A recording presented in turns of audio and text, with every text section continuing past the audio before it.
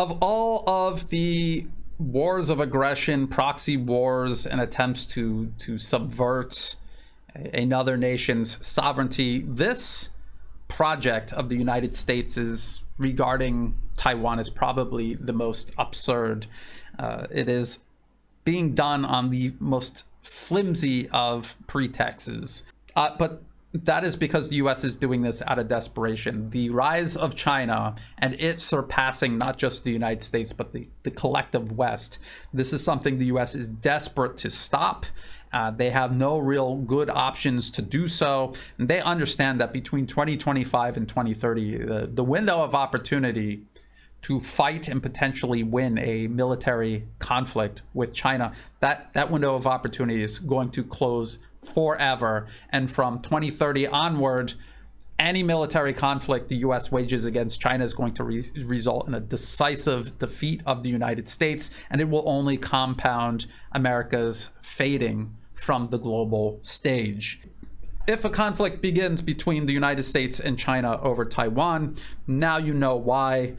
This is something to keep a very close eye on. I said that it's linked directly to the US proxy war against Russia and Ukraine, because this is all about, in general, both Russia and China, not just Russia or China. The US wants to eliminate both Russia and China, and they want to do it by waging these proxy conflicts, justifying economic sanctions and military actions to undermine, divide, and destroy both Russia and China. That is what we are watching, and we are watching Russia and China respond to these provocations. So again, we have to keep a very close eye on growing US tensions with China, as well as the US proxy war against Russia and Ukraine. These are two pivotal conflicts that are going to determine the future of the entire planet in terms of whether or not the US-led unipolar order endures or if multipolarism displaces it. I concur Brian Berletic's view on the struggle between the unipolar rules-based world order and the emerging multipolar world, as manifested through Russia, China, India, BRICS, etc. I've been talking about this for a while and letting people know that this is the dynamic going on. And we see it spearheaded in the proxy war in Ukraine, which started with the coup, the US-led coup in 2014, and then Russia taking Crimea, and then the bombing of Luhansk and Donetsk by the Ukrainian military and neo-Nazis element leading up to the war, but also the Minsk agreements that were signed by the West in bad faith, which led to Russia invading Ukraine in 2022 to preempt an invasion of Donetsk and Luhansk. That's the reality of it. This is a geopolitical war going on. Ukraine is a battlefield. Ukraine military and those neo-Nazis are cannon fodder. Ukrainian people are cannon fodder. Their country is being destroyed thanks to the Zelensky regime.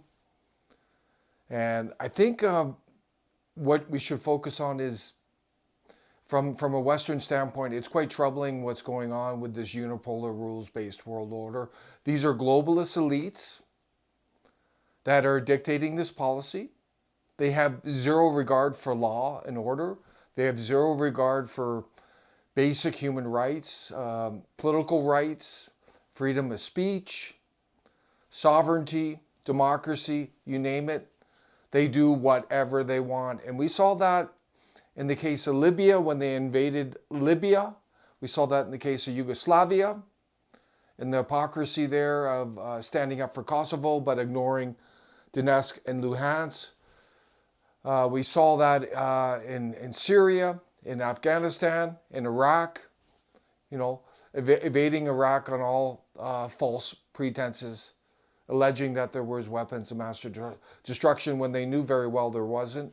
So they do whatever they want, and that's why there's a clash between the unipolar and multipolar world. I expect this to get more heated. There's definitely a potential for a conflict between China and the U.S. coming up over Taiwan, which is actually part of China, which is kind of irony there, but we'll have to see what happens. The economies, Western economies are heading into recession, if not already there. So we'll have to see what happens. This is going to be very turbulent coming up. But, during the lockdowns, we saw the unipolar order turn on Western citizens who weren't going along with their agenda. Freezing accounts, imprisoning people, censoring people. This is the unipolar rules-based order, and I believe this is the reason it's going to fail. It's not premised on values. It's premised on power and bullying and forcing people to comply with its views and the directions that it wants. So I don't believe it's sustainable. You can't have a world system based on tyranny, authoritarianism, which is the very basis of this unipolar rules-based order right now. The rules are arbitrary. They're double standards. That's it. The Nord Stream pipeline, industrial terrorism, now being covered up. Why did that take place? It's not about free markets and competition. It's about getting advantage and doing whatever you want. And this obviously may boomerang back, just like the sanctions. The reality is that Russia and China are doing very well, and they are a threat to this order. They are independent, and they are challenging this order. The notion that Russia is imperialistic is absurd, and same with China. China has no history of imperialism. So we'll have to see what happens. But it looks like a multipolar world would be a more fair world where sovereignty will be respected and that there will be established consistent rules that everyone can follow. But we'll have to see how that plays out. But this is unsustainable, as I mentioned.